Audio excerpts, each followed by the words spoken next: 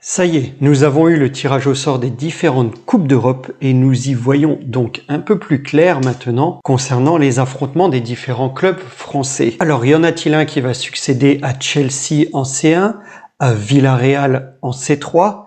Et est-ce qu'un club français sera le premier vainqueur de la toute nouvelle Ligue Europa Conférence? Vous ne voyez pas ce que c'est? Vous avez du retard, hein.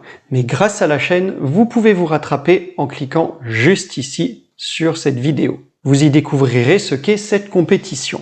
Les semaines à venir vont donc nous le dire. Mais si vous avez loupé cette actualité, le tirage au sort, eh bien vous pouvez découvrir ou redécouvrir ici la composition des différents groupes dans ces trois compétitions et les chances des clubs français, car c'est bien de cela qu'on va parler dans cette vidéo. Mais avant d'aller plus loin, on s'abonne les amis, on clique sur la cloche de notification pour être alerté de la sortie de chacune des vidéos et vous pouvez me suivre également sur Instagram pour être tenu au courant dans la semaine du thème de la prochaine vidéo et avoir régulièrement du contenu sur l'actualité du football.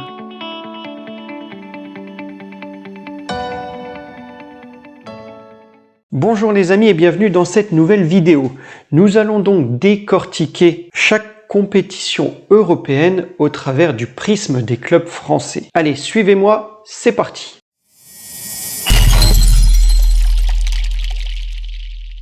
À tout seigneur, tout honneur, nous commençons par la reine des compétitions. La phase de poule démarrera le 14 septembre pour se terminer le 8 décembre. Quant à la phase à élimination directe, elle débutera le 15 février et elle est garantie cette année sans Covid. En tout cas, on l'espère. Les quarts de finale auront lieu les 5 et 13 avril, puis les demi le 26 avril et le 4 mai. Et enfin, nous couronnerons le PSG dans une communion sur la chaîne avec vous, tous mes abonnés, le 28 mai. Bon, évidemment, vous ne serez peut-être pas tous présents. Et on n'y verra peut-être même pas le PSG. Toi, si tu viens pour m'insulter, ne t'incruste pas dans mes vidéos, fais-moi plaisir, s'il te plaît. Et la finale aura donc lieu à Saint-Pétersbourg. Alors, pour nos clubs français, eh bien, le champion de France, Lille, a évité les très gros. Il était placé dans le chapeau A, le chapeau des vainqueurs des championnats lors du tirage au sort, et pouvait tomber quand même sur des gros morceaux comme le Real, Barcelone ou encore la Juventus. Eh bien ce sera un adversaire d'un calibre un peu moindre puisqu'ils ont tiré le FC Séville qui était donc placé dans le chapeau 2, puis les Autrichiens de Salzbourg et les Allemands de Wolfsburg. Alors sur le papier, le groupe est assez abordable. Lille a fait une très bonne saison 2020-2021, a réalisé de grosses performances en Coupe d'Europe. On se souvient en Ligue Europa de leur victoire sur le terrain du Milan AC à San Siro. Et s'ils arrivent à retrouver ce niveau de jeu, eh bien ce sera profitable pour eux. Maintenant, il faudra être méfiant et vraiment jouer cette compétition à fond alors que le démarrage du championnat a été un peu poussif pour eux. Une seule victoire, on le rappelle, et un gros revers à domicile contre Nice. Espérons donc que l'urgence comptable en championnat ne prenne pas le pas sur leur investissement en C1.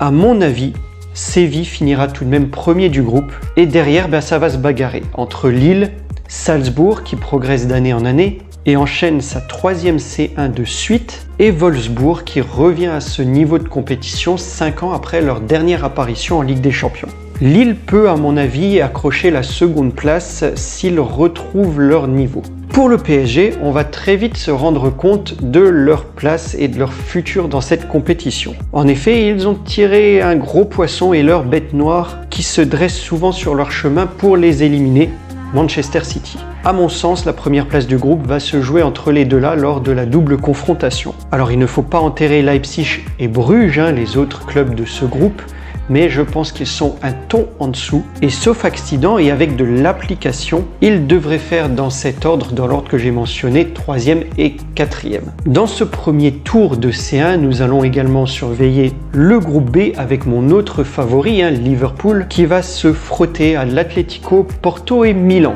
Un groupe intéressant. Le choc Inter-Real dans le groupe D promet autant que le choc Bayern-Barcelone dans le E ou le tenant du titre Chelsea contre la Juve dans le H. Bref, beaucoup de plaisir à venir, hein, et si vous ne savez pas où voir ces matchs de Ligue des Champions, vous pouvez regarder cette vidéo juste ici, elle va vous aider à comprendre sur quelle chaîne vous pouvez suivre ce spectacle.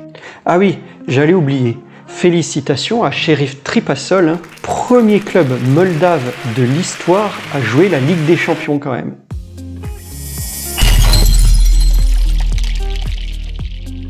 Elle commence le 16 septembre avec une finale prévue à Séville le 18 mai. Nous avons ici 3 représentants français, et oui, Monaco a fait les frais de la toute nouvelle abolition de la règle du but à l'extérieur qui compte double en cas d'égalité. Sur les saisons précédentes, ils se seraient qualifiés à la faveur du score, mais maintenant, eh bien non.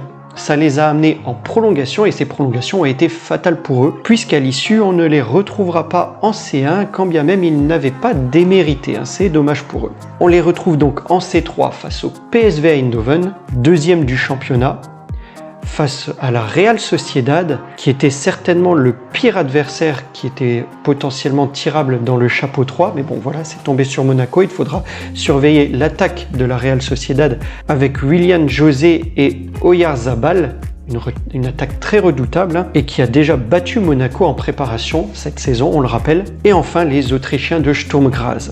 Je crois personnellement aux chances de qualification de Monaco et peut-être même à la première place pour eux, mais il faudrait être vigilant avec le PSV et la Sociedad. Sturm Graz est normalement un peu en dessous.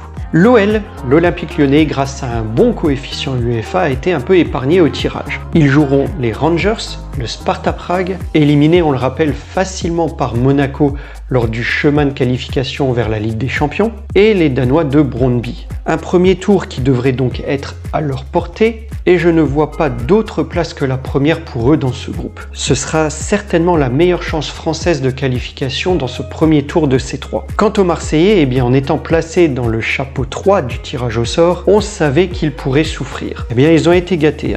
Au menu, la Lazio de Rome, avec Immobilier en redoutable buteur, le Lokomotiv Moscou et Galatasaray, toujours très difficile à jouer dans son antre, et rempli d'internationaux turcs dans son effectif avec, on le rappelle, Falcao en pointe à l'attaque. Ça va être très dur de passer, et je n'ai rien contre vous les Marseillais, vraiment. Vraiment, Vraiment. Non mais vraiment, je vous assure. J'aimerais vous voir aller plus loin, mais malheureusement, je n'y crois pas cette saison. Sachant que, mettez-vous bien ça en tête, depuis cette année, seuls les premiers de groupe passent directement en 16e de finale. Les seconds joueront un barrage face à un 3e de la Ligue des Champions qui aura donc été reversé dans ce barrage. Et le 3e de ce premier tour de Ligue Europa, lui sera reversé en barrage de la Ligue Europa Conférence. Il faudra donc être premier pour être assuré de passer directement.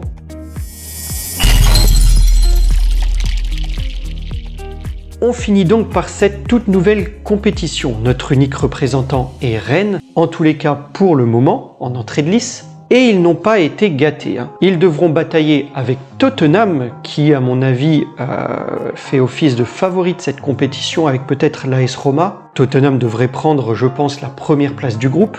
Il y a aussi les Néerlandais du Vitesse Arnhem et les Slovènes du NS Mura. Pour moi, c'est vers la seconde place qu'on devrait voir Rennes batailler avec sans doute Arnhem. Et ici, de la même manière, seul le premier du groupe passe alors que le second ira en barrage, comme on l'a vu plus tôt, contre un 3e de la Ligue Europa. Mura, je pense, devrait finir dernier, ce qui n'a pas toujours été le cas. Si vous avez la référence, vous avez tout mon respect. La finale est attendue le 25 mai à Tirana, en Albanie. Voilà pour ce tour d'horizon les amis. Dites-moi en commentaire ce que vous pensez de ce tirage des chances de qualification des équipes françaises. Quant à moi, ce sera tout pour cette vidéo. Si elle vous a plu, laissez un pouce bleu, ça fait toujours plaisir et c'est très rapide, ça prend pas beaucoup de temps. Likez, partagez, commentez, mais surtout appréciez. Et je vous dis à très vite pour une nouvelle vidéo. Portez-vous bien les amis. Au revoir.